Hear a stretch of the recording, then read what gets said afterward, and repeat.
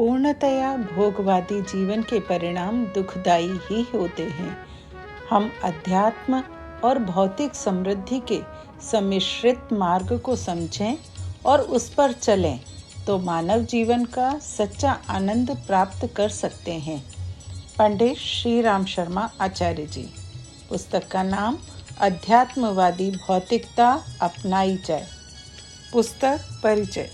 आज मनुष्य भौतिकता की दौड़ में शामिल हो चुका है। जीवन में अधिक से अधिक सुख और एवं वैभव को जीवन का उद्देश्य समझने लगा है, किंतु मानव जीवन का उद्देश्य केवल धन कमाना एवं सांसारिक सुख प्राप्त करना नहीं है, वरन मानवीय गुणों का विकास करके स्वयं तथा सभी मनुष्यों के कल्याण के लिए कार्य करने के लिए है। आज आवश्यकता है हम भौतिक मान्यताओं से बाहर निकलकर विवेकशील मनुष्य बने, अपने दृष्टिकोण को परिष्कृत करें। दार्शनिक बुद्धि का विकास किए बिना मानवीय प्रगति संभव नहीं हो सकती। अतः हमें आध्यात्मिक और भौतिक समृद्धि के सम्मिश्रित मार्ग को समझना है और उस पर चलना है, तभी मानव जीवन का सच्चा आनंद प्राप्त कर सकते हैं। यही मार्ग भारतीय परंपरा में हमारे ऋषि मुनियों द्वारा समझाया गया और इसी से मानव का कल्याण संभव है। प्रस्तुत पुस्तक में लेखक ने बहुत ही वैज्ञानिक और सरल तरीके से समझाया है कि किस प्रकार मनुष्य जीवन में भौतिकता एवं अध्यात्म के उचित समन्वय की आवश्यकता है। पुस्तक के कुछ अंश।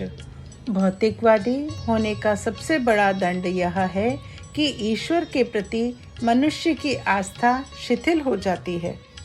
भौतिकवादी और ईश्वरवादी में परस्पर विरोध है। निश्चित है कि जो भौतिकवादी होगा उसकी दृष्टि संसार तक ही सीमित रहेगी और जो ईश्वरवादी है उसकी दृष्टि संसार तक सीमित न रहकर लोक परलोक, पाप पुण्य, आत्मा और परमात्मा तक जाएगी ही।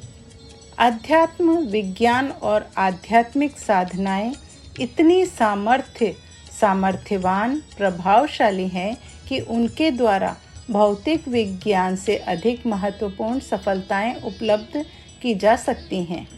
हमारे देश में अनेक ऋषियों, महर्षियों, संत, महात्माओं, योगी, यतियों का जीवन इसका प्रमाण है। बिना साधनों के उन्होंने आज से हजारों वर्ष पूर्व अंतरिक्ष, पृथ्वी, सूर्य, चंद्रमा आदि के संबंध में अनेक महत्वपूर्ण तथ्य खोज निकाले थे।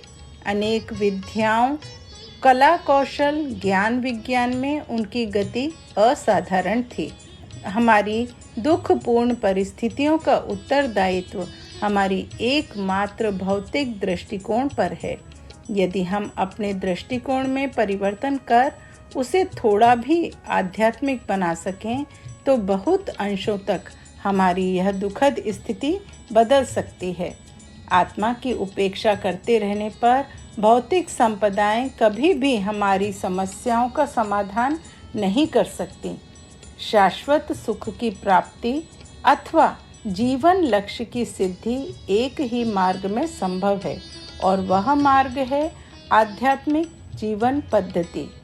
इस पुण्य पथ का अवलंबन लिए बिना निस्तार होना कठिन है। पुस्तक के कुछ बिंदु। भौतिक ही नहीं, आध्यात्मिक प्रगति भी आवश्यक। अध्यात्म समस्त समस्याओं का एकमात्र हल। आध्यात्मिक जीवन इस तरह जिए। आत्मशोधन अध्यात्म का श्री गणेश। आध्यात्मिक आदर्श के मूर्तिमान देवता भगवान शिव।